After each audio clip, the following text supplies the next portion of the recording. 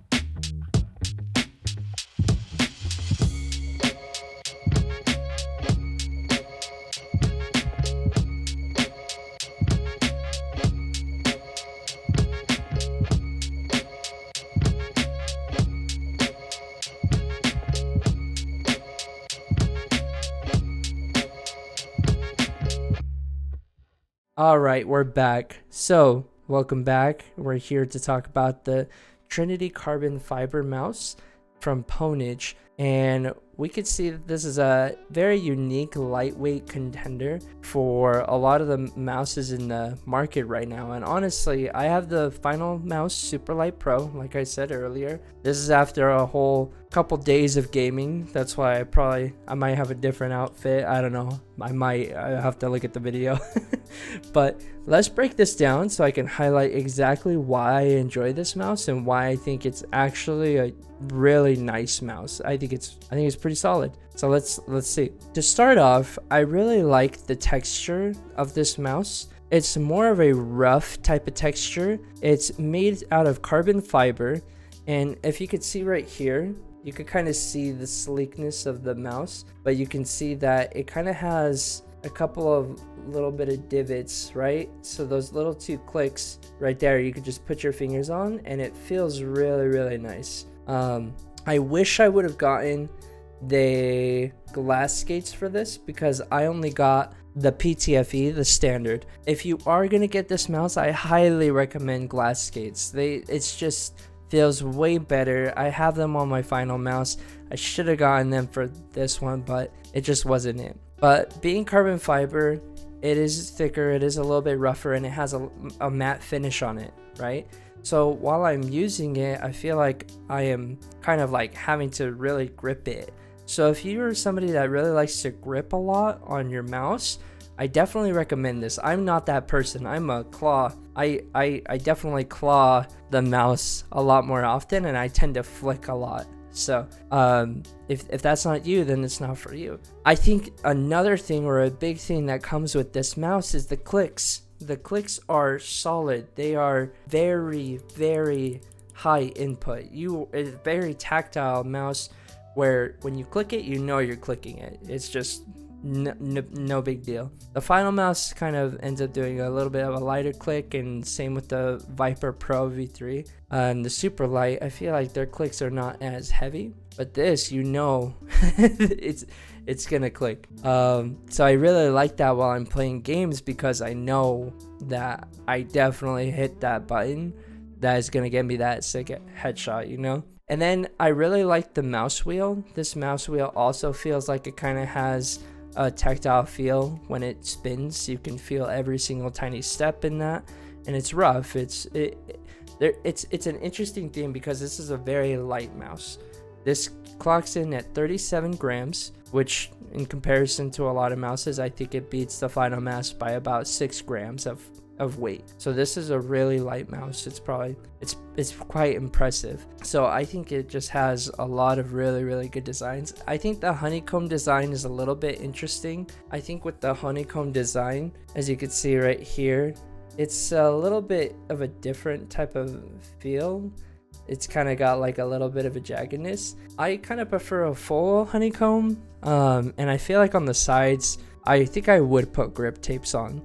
But I wanted to keep this as natural as I wanted to for the sake of the review, just to kind of give you my feedback. But other than that, the battery life is amazing. I really enjoy what they do with this. They have a light sleep mode, and then they have a deep sleep mode. So if you don't end up using the mouse within 30 seconds, it ends up going to sleep. And if you just move it, you know, regular. And if you click it, it's regular, wakes up. But then if you don't press anything for 5 minutes, then it goes off completely. So if you move it, it's not turning on. It was a little bit of an annoyance, because when it came down to it, I had to click a button, and when I clicked that button, it ended up turning on, but I ended up clicking something on my screen that I may have not wanted to. And for the most part, it's pretty okay. It's not really a big deal. They claim that it's about 100 hours for gaming and 160 hours for office use. I've had this for about 3 days now, and I could say, if you don't have to charge your mouse for at least 3 days, that's good enough for me. I don't know about y'all, but I feel like that's pretty solid, and I use my computer quite a bit. Other than that, connectivity, solid connectivity. I have not had a single issue with that. Has about 8,000 hertz, I believe, for the connectivity, and I don't know, fact check me on that, but I have never experienced any drop. It feels very smooth for a Bluetooth mouse. The port for it is a little tiny pyramid, and that pyramid is very solid. I really enjoy that. It ends up having DPI adjustments from 400 to 6400 DPI, and the polling rates can be set from 125 to 8000 hertz. That's probably maybe where I got that 8000 hertz from. Other than that, I think it's actually very solid. But I would suggest to keep your manual, and the only reason why is because there is a little bit of an annoyance here. There is a little bit of a con. The con would be that when it comes down to this mouse, you have to select a specific sequence. I can't even tell you what the sequence is right now. I think it's like left bottom mouse, or left side bottom, or bottom left side left bottom side mouse click plus right click plus mouse wheel down to be able to switch the DPIs.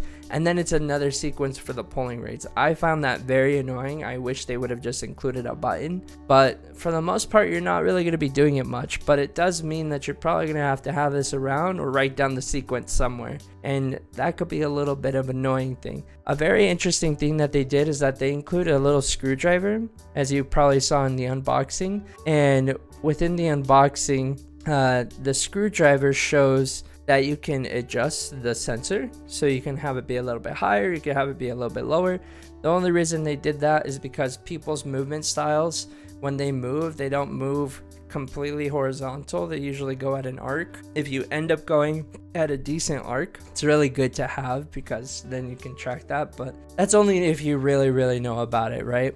So again, I did say that when it came down to this mouse, I felt like it was heavy. It feels heavy, but it's not. It's very lightweight. It's lighter.